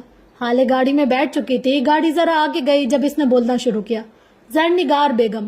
وومن ہاسٹل چلاتی ہے. مجبور اور گھر سے بھاگی ہوئی عورتوں کو پناہ دیتی ہیں، لیکن دراصل ان کے ہاسٹل میں ہیومن ٹریفکنگ اور ہیومن آرگنز ٹریفکنگ ہوتی ہے. 6 ماہ پہلے شیر علی ہیومن ٹریفکنگ کے کیس میں پھنس گیا تھا. اسی عورت نے اس کی بیل کروائی. ہمیں اس کو چیک کرنا ہوگا. لیکن اس کا آپ سے یا آپ کی فیملی سے کیا تعلق ہو سکتا ہے؟ مجھے سمجھ نہیں آئے. حالے نے روڈ پر دیکھتے ہوئے سرسری انداز میں بولنا شروع کیا. زرنگار بیگم کا بیٹا یونیورسٹی میں میرا سینئر تھا. 6 ماہ پہلے وہ اپنی ماں کو میرے رشتے کے لیے لایا تھا. عمر کا چہرہ سرخ ہوا تھا. بازو کی پھولی ہوئی رگیں مزید پھول گئی. حالے کہے جا رہی تھی. بابا نے انکار کر دیا تھا جس طرح میں نے تمہیں کیا تھا. اب مجھے یہ جاننا ہے کہ وہ گریسفلی موو آن کر گیا تھا نا، یا پھر تمہاری طرح نا کو انا کا مسئلہ بنا گیا. اس نے بھگو کر مارا تھا. عمر کافی دیر تک جواب دیے بغیر گاڑی ڈرائیو کرتا رہا. پلان کیا ہے؟ ڈرانا ہے یا آپ کے پاس اس کی کوئی کمزوری ہے؟ تھوڑی دیر بعد اس نے پوچھا تھا. میں عام لڑکی ہوں، میرے پاس کوئی پلان ہے نہ ڈرانا ہے، نہ اس کی کوئی کمزوری ہے میرے پاس. میں عام لوگوں کی طرح اس سے پوچھوں گی صاف صاف اور بس. اس نے سادگی سے جواب دیا تھا. عمر نے سر جھٹکا. ظاہر ہے وہ اسے نہیں بتائے گی. اس لڑکی کے اندر جانے کیوں اتنا زہر بھرا تھا کہ وہ بس سوچ ہی سکا. سفیر لنچ ٹائم پر گھر آیا تھا. کھانا کھا کر یوسف سلطان سے ملنے کے بعد وہ اپنے کمرے میں آیا. اس کی متلاشی نظریں کوئی ڈھونڈ رہی تھی. الماری کا ایک پٹ کھولے کھڑا وہ بے چین سا تھا. کیا یہ ہے جسے ڈھونڈ رہے ہیں؟ مہر کے ہاتھ میں بوتل دیکھ کر وہ اس کی جانب مڑا. چہرے پر کوئی شرمندگی، کوئی ندامت نہیں تھی. تم میری چیزوں کو ہاتھ مت لگایا کرو مہر، اور خاص طور پر اسے. اس نے کنکیوں سے بوتل کی جانب اشارہ کیا تھا. مہر کی بری آنکھوں میں کرب اترا تھا. سفیر اس کے ہاتھوں سے بوتل لے کر بیڈ پر جا بیٹھا. پاس پڑے گلاس میں شڑ کی آواز کے ساتھ ڈالتا گیا. گلاس منہ تک بھر گیا. سفیر آپ کیوں ایسا کریں؟ مجھے اور خود کو کیوں اذیت دے رہے ہیں؟ میں آپ سے بہت محبت کرتی ہوں. اس طرح آپ کو دیکھ کر مجھے تکلیف ہوتی ہے. وہ بول رہی تھی. سفیر اس کی طرف توجہ دیے بغیر گلاس منہ سے لگا گیا. جانے مہر میں اتنی ہمت کہاں سے آئی تھی کہ اس نے قریب جا کر سفیر کے ہاتھ سے گلاس لے کر دیوار پر دے مارا. اس کی آنکھیں سرخ انگارہ ہو رہی تھی. سفیر نے غصے بھری نظروں سے اس کو دیکھا تھا لیکن بولا کچھ نہیں. کیوں؟ آخر کیوں کرتے ہیں آپ ایسا؟ وہ پھٹ پڑی تھی. سفیر نے سر بیڈ گراؤنڈ سے ٹکا دیا. مجھے کوئی شوق نہیں ہے اس کا مہر، مجھے بہت تکلیف ہوتی ہے. جب جب میں ہوش میں ہوتا ہوں حالے میرے دماغ سے چپک کر رہ گئی ہے، اس کی بے وفائی کا غم مجھے سانس نہیں لینے دے رہا، وہ ہارے ہوئے لہجے میں بولا تھا۔ ایسے میں جب جب میں نشے میں ہوتا ہوں، سکون میں ہوتا ہوں، میں بہت بری طرح ٹوٹ گیا ہوں۔ میں ہمیشہ سے فاتح رہا ہوں، میں کبھی ہارا نہیں ہوں۔ میں اس ہار کو ڈائجسٹ نہیں کر پا رہا۔ سفیر رول یعنی حکومت کرنے کے لیے پیدا ہوا تھا، یہ ہار کیسے اس کے مقدر میں آ گئی مجھے سمجھ میں نہیں آ رہی۔ اسکول، کالج، یونیورسٹی، بزنس میں ہر جگہ، ہر میدان میں فاتح رہا ہوں مہر۔ میں جینیس تھا۔ میری پرسنالٹی، میرا چام، میرا بولنا، یہ سب تو لوگوں کو چت کر دیتا تھا۔ حالے کیسے مجھے چھوڑ کر اس عمر کے پاس جا سکتی ہے؟ تم بتاؤ نا مہر، وہ مجھے کیسے چھوڑ سکتی ہے؟ مہر اس کے قریب بیٹھ گئی تھی، ایک ہاتھ سے اس کا ہاتھ تھاما اور کہنا شروع کیا، سفیر، کچھ لوگ ہمارے لیے نہیں ہوتے، ان کا جانا وقت میں لکھا ہوتا ہے، وہ ہمیں مل کر بھی نہیں مل پاتے، وہ شاید آزمائش ہوتے ہیں یا پھر سراب، ان کے پیچھے بھاگ کر ہم بس اپنے پاؤں اور دل زخمی کر لیتے ہیں۔ آپ فاتح ہیں، آپ آج بھی نہیں ہارے، بس جو انعام طے ہوا تھا وہ آخری وقت پر بدل گیا۔ آپ کو انعام میں حالے نہیں مہرماں ملی، یقین جانے آپ کے لیے بہترین ہوں میں۔ آپ ایک بار حالے کو ایک طرف رکھ کر مہرماں کو تو دیکھیں، آپ ہیل ہونے لگیں گے، وہ نرمی اور محبت سے کہہ رہی تھی۔ سفیر نے جیسے سنا ہی نہ ہو، مجھے حالے چاہیے مہر، میں جب تک اس کو حاصل نہیں کر لوں گا مجھے سکون نہیں نصیب ہوگا۔ وہ میری تھی اور میری ہی رہے گی، دنیا کی ہر خوبصورت چیز پر بس سفیر سلطان کا حق ہے، کیونکہ میں فاتح ہوں، میرے بخت میں تخت لکھا ہے، اور تم دیکھنا میں ایک دن حالے کو حاصل کر کے ہی رہوں گا، چاہے مجھے جو مرضی کرنا پڑے، واٹر لہجے میں بول رہا تھا۔ مہر یکدم غصے سے اٹھی، وہ آپ کو کبھی نہیں مل سکتی، آج اس کے غم میں شراب پی رہے نا، کل سے منشیات لینا شروع کر دیں، زیادہ سکون آئے گا، لیکن وہ آپ کو مل جائے گی، یہ بات آپ اپنے ذہن سے نکال دیں سفیر، وہ پھٹی ہوئی آواز سے چلائی تھی۔ مہر میری بات سنو، سفیر نے اٹھ کر اس کے قریب آنا چاہا، مہرماں بدک کر دور ہٹی، ساتھ اپنے دونوں ہاتھوں پر اٹھا لے، ان ناپاک ہاتھوں سے مجھے چھونے کی کوشش بھی مت کیجیے گا، میں آپ کے اس بٹے ہوئے دل کے ساتھ نہیں رہ سکتی، آپ کو فیصلہ کرنا ہوگا، حال سلطان کا سراب یا مہرماں آج کی محبت، آپ کو فیصلہ کرنا ہوگا سفیر، وہ گلابی پڑتی آنکھوں سے بولتی باہر نکل گئی تھی۔ سفیر پچھتاووں میں گھرا کھڑا رہ گیا۔ زرنگار بیگم کا ہاسٹل 2 منزلہ تھا، اوپر والی منزل پر وہ عورتیں رہتی تھی جو کماتی تھی یا جاب کرتی تھی یا پھر ہاسٹل میں چھوٹی موٹی ذمہ داریاں سنبھالے ہوئے تھی۔ نچلے پورشن میں دنیا جہان کی بد زبان لڑاکا اور ہڈ حرام عورتیں رہتی تھی جن کو سیدھا کرنا زرنگار کو خوب آتا تھا۔ ایک بات تھی جو ان سب خواتین میں مشترکہ تھی، ان سب نے کوئی نہ کوئی آرگن ڈونیٹ کر رکھا تھا، جو یہ اعضا بیچنے پر راضی نہ ہوتی اسے جو بیچنا پڑتا، وہ کیا تھا یہ بتانے کی ضرورت ہے؟ وہ دونوں اس وقت زرنگار کے آفس میں بیٹھے تھے۔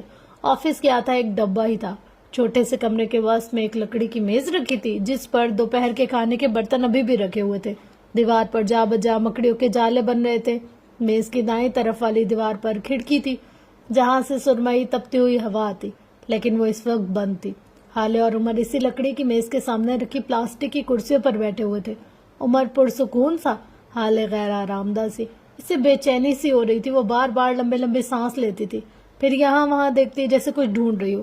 اسی وقت دروازے سے ایک موٹی عورت آتی نظر آئی، اس نے سرخ ساڑی پہن رکھی تھی، رنگت صاف، بال اونچے جوڑے میں مقید تھے، ہیل والی سینڈل سے ٹک ٹک چلتی وہ ان کے سامنے میز کی دوسری جانب رکھی کرسی پر ایک ادا سے آ کر بیٹھی۔ حالے اب مزید گہرے سانس لینے لگ گئی تھی۔ عمر بے چینی سے اس کی جانب جھکا۔ آپ کی طبیعت ٹھیک نہیں لگ رہی ہے حالے، ہم واپس چلتے ہیں؟ وہ فکر مند تھا۔ میرا دم گھٹ رہا ہے، بس یہاں گھٹن ہے، بہت بند ہے یہ جگہ، سانس نہیں آ رہا، وہ ہلکی آواز میں کہہ رہی تھی۔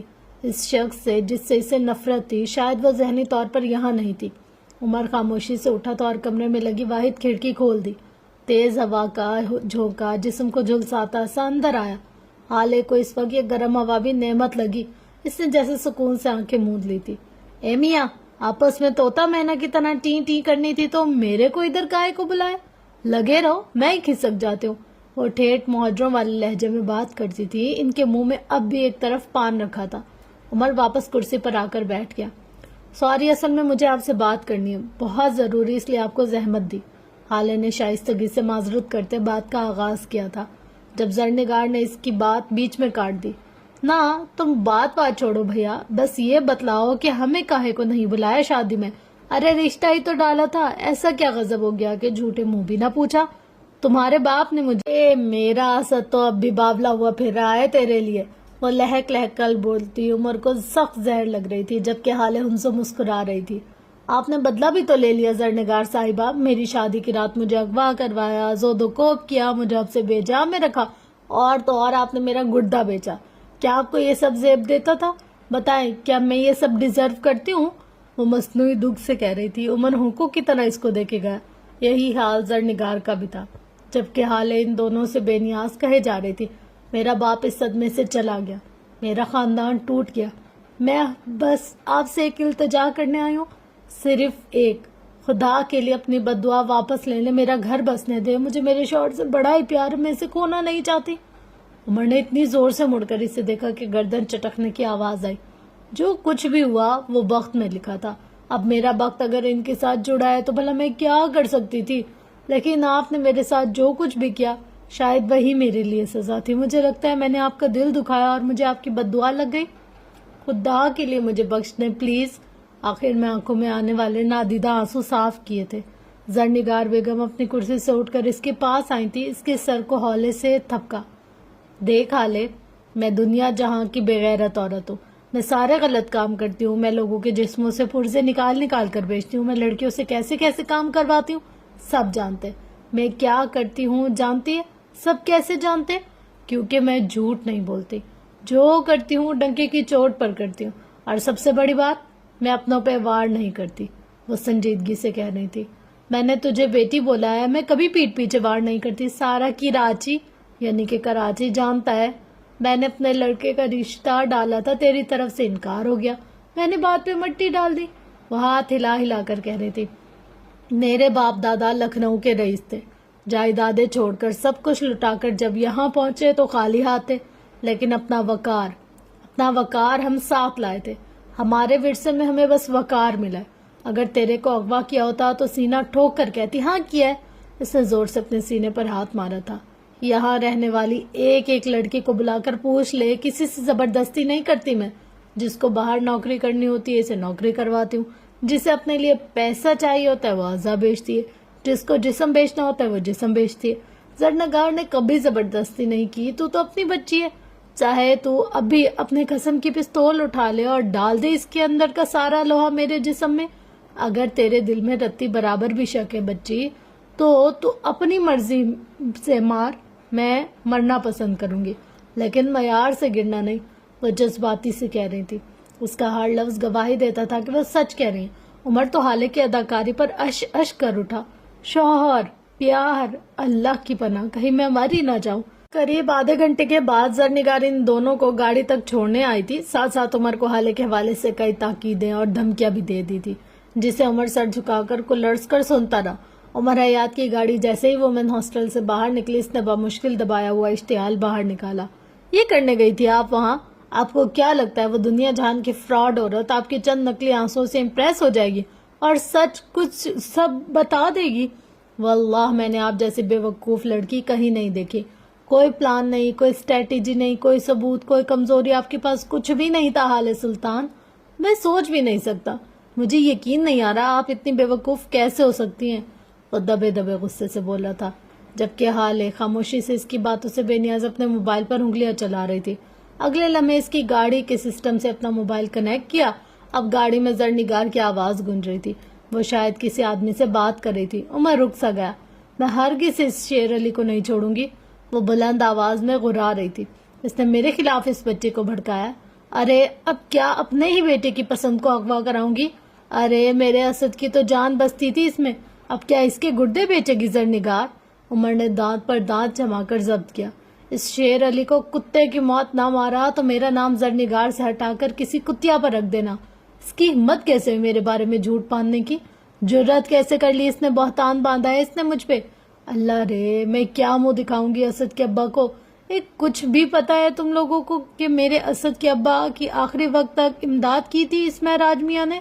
बड़ा भला मानिस था। आय हाय हाय, मेरी उम्र भर की कमाई लुट गई। शेर अली तुझे खुदा पूछे। वो सीने पर दो हथड़ मार मार कर कह रही थी। हाले सीट से सर टिकाए इसकी गाड़ी में बजती आवाज सुने गई।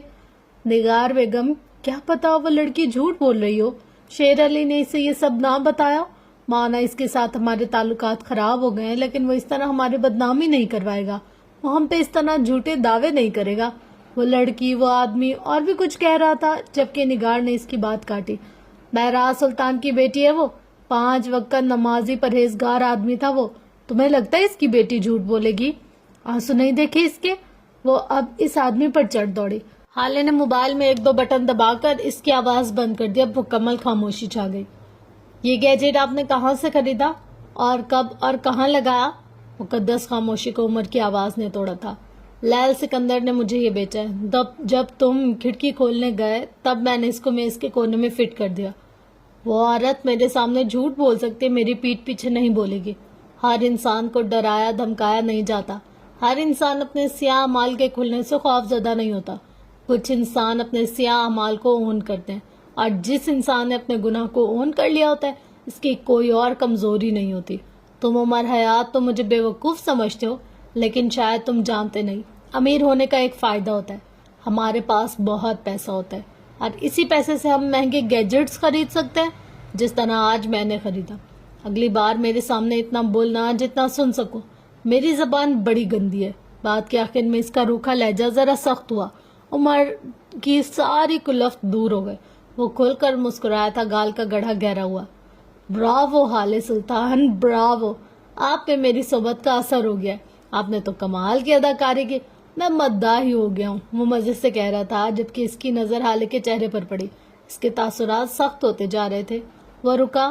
کیا ہوا؟ کیا میں نے کچھ غلط کہا؟ میں اداکاری نہیں کر رہی تھی، میرا واقعی دم گھٹ رہا تھا، میرا سانس بند ہو رہا تھا۔ وہ بول کر رخ موڑ گئی تھی۔ اب وہ گاڑی کے کھلے شیشے سے باہر دیکھ رہی تھی، جبکہ عمر سوچ میں پڑ گیا۔ وہ گاڑی کے شیشے کھلے رکھتی تھی، کمرے کا دروازہ بند نہیں کرنے دیتی تھی، ذرا ذرا سی بند جگہوں پر اس کا دم گھٹتا تھا۔ اس کے ساتھ مسئلہ تھا، کوئی بہت بڑا مسئلہ۔ یہ منظر ایک چھوٹے سے کیفے کا ہے، جہاں ایک کونے والی ٹیبل پر فروا بیٹھی تھی، سامنے فرحاد غفار بیٹھا تھا۔ فروا نے پیروں تک آتی لمبی سرخ قمیض پہن رکھی تھی، سفید بڑے بڑے پاؤنچوں والا ٹراؤزر، بھورے بال ڈھیلے جوڑے میں باندھ رکھے تھے، آنکھوں میں غیر آرامدہ پنسا تھا۔ فرحاد، مجھے ساری ڈیٹیلز بتاؤ، اس ASP کا معراج سلطان سے کیا تعلق تھا، اور یہ تعلق اتنا گہرا کیسے ہوا کہ وہ اپنی پراپرٹی کی اٹارنی تک اس کے حوالے کر دے؟ جو کچھ بھی تم نے سنا ہے یا جانتے ہو سب کچھ مجھے بتاؤ، وہ وارننگ دیتے لہجے میں پوچھ رہی تھی۔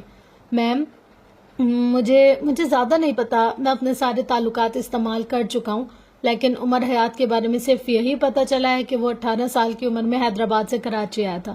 معراج سلطان اسے اپنے یتیم خانے لے آئے، کچھ عرصہ تک وہیں کراچی میں رہا ہے، اس کے بعد وہ یہاں سے چلا گیا، پہلے اسلام آباد، اس کے بعد کوئٹہ، وہاں جا کر اس نے CSS کلیئر کیا اور ASP تعینات ہو گیا۔ کچھ عرصہ پہلے ہی واپس آیا، وہ بول رہا تھا اور فروا کی آنکھیں چھوٹی ہو گئی، اور سے وہ سنے جا رہی تھی۔ اور ایک بات اور، اسے پیسے سے پیار ہے، اس معاملے میں وہ جنونی ہے، اپنی تنخواہ سے اس کا گزارا نہیں تھا۔ نوکری کے اگلے ہی سال اس نے ایک گاڑیوں کے شو روم میں اپنے دوست کے ساتھ شراکت داری کر لی تھی، جہاں سے وہ دونوں ہاتھوں سے پیسہ بٹورتا ہے۔ صدر بازار میں اس کی 3 آٹوز کی دکانیں ہیں، مختلف لوگ اس کے لیے کام کرتے ہیں۔ ہیون کو 25% فنڈز اس کی جانب سے ملتے ہیں۔ ایماندار، اصول پسند اور کھرا آدمی ہے۔ معراج صاحب اس کے بارے میں کہتے تھے کہ اللہ نے اس کا وقت بہت فرصت سے لکھا ہے، اس پہ اللہ کا خاص کرم ہے، وہ جس چیز میں ہاتھ ڈالتا ہے اسے سونا بنا دیتا ہے، اسے کاروبار میں کبھی نقصان نہیں ہوتا، شاہ خرچ ہے، اور کبھی بھی بے ایمانی یا رشوت کا پیسہ نہیں لیتا۔ وہ کہتا ہے پیسہ اس کا عشق ہے، اور اس عشق میں بے ایمانی کے پیسے کا شامل ہونا بے وفائی، اور بے وفا نہیں ہوں وہ۔ فروا نے ہنکارا بھرا۔ اتنی ساری معلومات مل تو گئی، اور رہ کیا گیا؟ وہ تنزیہ پوچھ رہی تھی۔ فرحاد مسکرایا۔ میم، یہ ساری باتیں اس کی گلی کا کتا بھی جانتا ہے، یہ سب وہ معلومات ہے جو وہ خود دیتا ہے۔ وہ حیدرآباد سے کیوں آیا، واپس کیوں نہیں گیا، وہاں کس کے ساتھ رہتا تھا، معراج سلطان سے اس کا کیا تعلق ہے، یہ ساری دولت وہ کہاں سے لائے، یہ سب کوئی نہیں جانتا۔ کم از کم میرے تعلقات اس معاملے میں خاموش ہیں۔ اب آگے کا کیا حکم ہے؟ وہ تابعداری سے پوچھ رہا تھا۔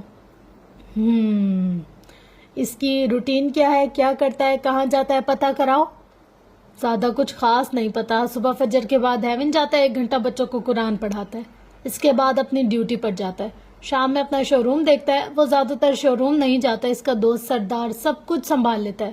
معراج صاحب کی موت کے بعد اس کی روٹین چینج ہو گئی ہے، اب فجر کے بعد یا پھر رات گئے قبرستان جاتا ہے، کافی دیر بیٹھا رہتا ہے، پھر آ جاتا ہے اس کی نوکری چلی گئی ہے لیکن وہ کچھ کر رہا ہے۔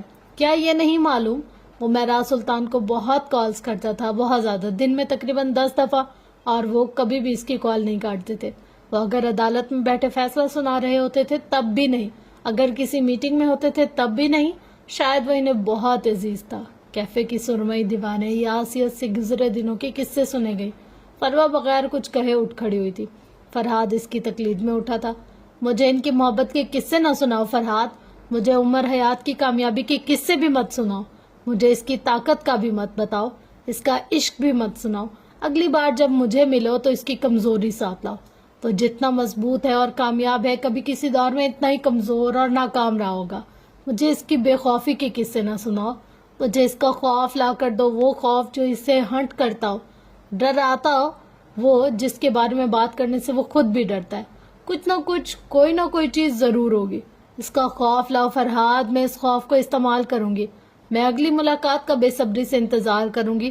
وہ بول کر پرس کوہنی پر ٹکائے باہر نکل کر چلی گئی۔ پیچھے سرمئی دیواروں نے بے دلی سے سر جھٹکا۔ اب انہوں نے اپنے کان کسی اور میز کی جانب لگا لیے تھے۔ کوئی نئی سازش، کوئی نیا انتقام۔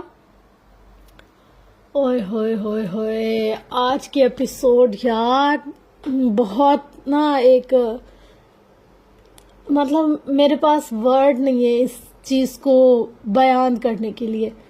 دیکھیں، جو نوح کی اپنے فادر سے بات ہوئی یعنی کہ فہیم مرزا، آپ یہ دیکھیں کہ اگر کوئی بھی بچہ کسی بری صحبت میں پڑتا ہے یا کسی برے لوگوں میں جاتا ہے یا اس کی اگر گیدرنگ غلط ہوتی ہے، پہلا جو کلک ہوتا ہے نا وہ اس کو اس کے گھر سے ملتا ہے۔ مطلب ہم سمجھتے ہیں کہ ہمارے بچے ابھی چھوٹے ہیں، ان کو اس چیز کی نالج نہیں ہے، وہ اس چیز کے بارے میں اتنا سمجھ نہیں سکتے، پر وہ ہماری نظر میں ایسا ہوتا ہے۔ مجھے لگتا ہے آج کل کے دور میں 3 سے 4 سال کا بچہ بھی ہے نا اگر، اور اس کے سامنے کوئی نیگیٹو یا کوئی مطلب غلط چیز ہو رہی ہے تو وہ اس چیز کو آبزرو کرتا ہے اور بہت زیادہ اسٹرکٹلی کرتا ہے۔ مطلب ہماری نظر میں یہ کہ بچہ ہے، اس کو کچھ سمجھ نہیں ہے، عقل نہیں ہے، یہ ایسا ہے ویسا ہے، پر نہیں، جو آج کل کے دور کے بچوں کو بچہ سمجھتے ہیں، مجھے لگتا ہے ایسا کہ وہ خود بہت غلط ہے۔ مطلب اب جو نوح نے کنورزیشن کی اپنے فادر کے ساتھ، میں اس کو دیکھ رہی تھی سارا، مطلب جب پڑھ رہی تھی میں، تو ہاں ایسا ہوتا ہے۔ ہمیں لگتا ہے یار یہ بچہ ہے، اگر اس نے کچھ غلط چیز دیکھ بھی لی تو کیا ہو گیا، اب اس کو اس کی تھوڑی سمجھ تھوڑی ہے، پر وہ چیزیں اس کے مائنڈ میں انکانشیسلی کہیں بیٹھ جاتی ہیں۔ جیسے جیسے اس کی ایج بڑھتی جاتی ہے وہی چیزیں اس کو آ کر بار بار پھر ہانٹ بھی کرتی ہیں، اور دوسرا یہ کہ اس کو نا پھر اسی چیز میں دلچسپی پیدا ہو جاتی ہے۔ یعنی کہ اگر ہم کسی بچے کو نیگیٹو ماحول میں رکھیں گے یا پھر بہت گھٹا دبا سا ماحول دیں گے تو اس کو نا یہ چیزیں ایک نہ طرح سے اس کے مائنڈ میں بیٹھ جائیں گی۔ اگر کبھی کہیں تھرڈ پارٹی میں بھی کوئی لڑائی جھگڑا، کوئی نفرت، کوئی انتقام والی بات ہو رہی ہوگی تو اس کو یہ فیل ہوتا ہوگا۔ اور جب ہم مطلب لاسٹ ٹائم کیا کہہ رہی تھی کہ ہم لوگ جب چھوٹے ہوتے تھے نا تو ہم لوگوں نے بہت یہ دیکھا کہ اسٹریٹ کرائمز ہوتے تھے۔ اس وقت کراچی کے حالات تھوڑے سے نا مطلب خراب، تھوڑے سے زیادہ ہی خراب تھے کہ دن میں لوگوں کو گولیاں وغیرہ مار کے اور یہ سب کچھ فائٹنگ وغیرہ کر آگے چل جاتے تھے۔ تو ہم نے بچپن میں وہ ساری چیزیں اتنی دیکھی ہیں نا کہ اب ہمارے انکانشیس میں وہ بیٹھ گئی ہے۔ اگر آج بھی کہیں جیسے ایمبولینس کی آواز آئے یا کہیں گولی چلنے کی آواز آئے، چاہے شادیوں کے پٹاخے ہی ہوں، تو ہمارے مائنڈ میں پہلا تھاٹ یہ آتا ہے، اوہ کہیں کسی کو گولی لگ گئی ہے، اوہ کہیں کسی کو مار دیا ہے۔ مطلب یہ تو ایک نارمل سی چیز ہے نا مار کٹائی کے لحاظ سے۔ اور جو نیگیٹو چیزیں ہوتی ہے لائک جو نوح نے بتایا، میں اس کو ورڈز میں نہیں بولنا چاہتی بٹ انڈائریکٹلی میں بتانا چاہ رہی ہوں یہ کہ نا جو کچھ اس کے باپ نے کیا، اس وقت اس کے باپ کو لگتا تھا کہ یار یہ بچہ ہے، اس کو اس کی اتنی سمجھ نہیں ہے، لیکن وہ بچہ پھر بڑا ہو کے اسی چیز کو آگے لے کر جا رہا ہے۔ مطلب وہ غلط صحبت میں بیٹھا تو ایسا ہی بیٹھا کہ بس اسی میں ہی بیٹھ گیا۔ مطلب اب اس کے لیے وہ نیگیٹیویٹی، وہ سب کچھ بہت امپورٹنٹ ہو گیا اس کے لیے۔ اس کا ایمان، اپنا ضمیر، اپنے ذات، اپنے خدا کا ڈر، سب کچھ ختم ہو گیا اس کے لیے۔ اگر کچھ ہے اس کا اوڑھنا بچھونا، تو وہ بس وہی ایک ہوس، وہی سارا کچھ. انہی چیزوں کے بہاف پر ہمارے معاشرے میں بہت زیادہ ریپ ہو رہا ہے، بچوں کے ساتھ برا ہو رہا ہے، غلط ہو رہا ہے. کیونکہ جو گھر ہے، گھر میں اگر پیرنٹس ہے وہ اس چیز کا خیال نہیں کرے، اگر ریلیٹیوز ہے وہ اس چیز کا خیال نہیں رکھ رہے، اگر کوئی بڑے بہن بھائی یا کزنس ہے وہ اس چیز کا خیال نہیں رکھ رہے، مطلب ہمارے گھر کے بچے اپنے گھروں میں محفوظ نہیں ہیں. ایک ہوتا ہے کہ ہمارے ساتھ ہو، اور ایک ہوتا ہے کہ جب ہم کسی اور کے ساتھ ہوتے دیکھیں برائی یا بری چیز، تو وہ بھی ہمیں ایسے ہی ہانٹ کرتی ہے بچپن میں کہ جیسے یار یہ ہمارے ساتھ ہو رہا ہے. اگر ہم اپنی امی کو بار بار روتے ہوئے دیکھیں کہ یار ہماری امی بار بار رو رہی ہیں، ہمارے انکانشیس میں جو اس کو رلانے والا بندہ ہوگا نا وہ بیٹھ جائے گا. ہمیں اس سے اتنی نفرت ہو جائے گی، یا ہمیں یہ ہوگا کہ یار اس سے اس کا بدلہ لینا ہے. یا اگر ہمیں لگتا ہے کہ یار کوئی چیز ہمارے بہن بھائیوں کے لیے غلط ہے، تو ہم اپنی جو پازیٹیو چیزیں ہوں گی یا کچھ بھی ان کو چھوڑ کے بس اسی کے ہی پیچھے چلنے لگ جائیں گے. تو مطلب میں کہتی ہوں کہ ہمیں نا کچھ بھی اگر ہم کر رہے ہیں، ہر کسی کا اپنا ایمان ہے، ہم کسی کو جج کرنے والے کوئی خدا نہیں ہوتے کہ ہم کہیں فلاں برا ہے فلاں اچھا ہے، کوئی کچھ بھی نہیں ہے، سب اللہ کی مخلوق ہیں. بٹ یہ ہے کہ اگر آپ کچھ بھی کر رہے ہو، پازیٹیو نیگیٹیو اچھا برا جو بھی، آپ بچوں کے سامنے یہ سوچ کر مت اس کام کو کرو کہ یہ بچہ اس کو سمجھ نہیں ہے. وہ بچہ ہے بے شک آج اس کو سمجھ نہیں ہے، پر اس کے دماغ میں یہ چیز بیٹھ گئی ہے. اور دماغ ایسی چیز ہے نا کہ اگر ہم لوگ ایک چیز 50 سال پہلے بھی دیکھیں اور پھر وہ 50 سال بعد بھی ہمارے سامنے ہے، تو ہمیں وہ یاد آتا ہے کہ یار یہ چیز ہم نے وہاں دیکھی تھی. اور اس میں کوئی انڈو، کوئی ڈیلیٹ، کوئی ایسا آپشن نہیں ہوتا کہ ایک دفعہ ایک کام جو ہو گیا ہم اس کو ختم کر سکے، ریورس کر سکے. ریورس کا کوئی آپشن نہیں ہوتا. تو اگر آپ کسی بھی بری اچھی کسی بھی طرح کی چیز میں اور آپ بچوں کے سامنے وہ کر رہی ہیں جو کہ بچوں کے لیے نقصان دہ ہے، تو آپ مت کریں پلیز. مطلب کہ آپ یہ سوچ کر اس کام کو نہ ہی کریں کہ یار یہ بچہ ہے اس کو سمجھ نہیں ہوگی. اس کو سب سمجھ ہوگی. 3 سال کا بھی بچہ اس کو سمجھ ہوگی، 2 سال کا بچہ اس کو بھی سمجھ ہوگی. آج کل کے بچے جو ہمارے آگے یہ بول سکتے ہیں کہ یار آپ نے ہم پہ ہاتھ کیوں اٹھایا، یا ہمیں کیوں مارا، یا ہمیں، جو بچہ بول سکتے ہیں نا مجھے کھانا چاہیے، پانی چاہیے، کپڑا چاہیے، جو بھی کچھ چاہیے، اگر وہ مانگ رہا ہے نا، اس کو پتا ہے کہ مجھے یہ چاہیے تو مجھے یہ ضرورت ہے، تو مطلب اس کو سمجھ ہے. تو جس کو سمجھ ہے اس کے سامنے آپ برائی، بری چیز، بری حرکت کچھ بھی نہ کریں. یار وہ بچہ ہے، اس کے ذہن میں یہ چیز فیڈ ہو جائے گی، اور یہی چیز بچوں کو برائی کی طرف لے کر جاتی ہے، جو بڑے ہو کر بہت غلط رہتا ہے. تو بس یہ تھی آج کے ایپیسوڈ. ہوپ سو کہ میں انڈائریکٹلی جو آپ لوگ کو بتانا چاہ رہی ہوں گی وہ آپ کو سمجھ آئی ہوگی. اور بس اللہ تعالیٰ ہر کسی کے لیے خیر کے معاملات کرے. اگر آج ہم کہتے ہیں کہ بھائی نو غلط ہے، تو وہ اپنے فادر کی وجہ سے، کیونکہ اس بچے نے بچپن سے دیکھی ایک چیز ہے کہ یار یہی لائف ہے، بس یہی مزہ، یہی انجوائمنٹ، یہی سب کچھ، یہی زندگی ہے. اب اس کو اور کوئی چیز نظر ہی نہیں آئی، اس کو دنیا کی پازیٹیوٹی نظر نہیں آئی، اس کو کریٹیوٹی نظر نہیں آئی، اسے آگے بڑھنے کی کوئی گروتھ ریشو نہیں نظر آئی. اس کے مائنڈ میں بس یہ کہ یار یہ ایک ڈیزائر ہے جس کے پیچھے بھاگنا ہے. اور باپ بھی تو دیکھو کتنا کمزرو کہ اس کے لیے عورت تو کچھ ہے ہی نہیں نا. ایسے لوگوں سے اللہ پاک اپنے حفظ و امان میں رکھے. اور بس بہت ہم دعا کر سکتے ہیں اور کچھ بھی نہیں کر سکتے. انشاءاللہ ملتے ہیں نیکسٹ ویڈیو میں. تب تک کے لیے اپنا گرد و نواح اہل و عیال کا بہت زیادہ خیال رکھیے گا، اور مجھے اپنی دعا میں بہت زیادہ یاد رکھیے گا. اگر کوئی بھی ایک چیز آپ کی زندگی میں پازیٹیوٹی لا رہی ہے، یا اگر آپ کی زندگی کو چینج کر رہی ہے، تو میرے لیے اس چیز کو آپ لوگ کے ساتھ شیئر کرنے کا مقصد بھی پورا ہو جاتا ہے. تو بس کوشش تو یہ ہے کہ آپ لوگوں کے لیے اچھا کنٹینٹ لاؤں، اچھی چیز لاؤں، جس سے آپ لوگوں کو کچھ نہ کچھ سیکھنے کو ملے، کچھ نہ کچھ اچھا آئے آپ کی لائف میں، ایڈ آن ہو. تو اللہ کرے میں اس چیز میں کامیاب ہو جاؤں، اور آپ لوگ میرے لیے بہت زیادہ دعا کیا کریں میرا یہ چینل مونیٹائز ہو جائے. بیکاز اتنی ایفرٹس، اتنے گھنٹوں کا اپنی لائف کا ٹائم دینے کے بعد بھی اگر ہمیں کچھ ایز اے ریٹرن نہ ملے تو پھر بہت زیادہ دکھ ہوتا ہے. ابھی تک فی الحال تو خیر میرا مونیٹائز ہی نہیں ہوا، حالانکہ میرے 450 بولنے میں بھی نا ایسے ایک دم دل وہ ہو جاتا ہے کہ 450 گھنٹے میں نے دیے ہیں اس کو. اور یہ وہ ہے جو میں نے اپلوڈ کیا ہے.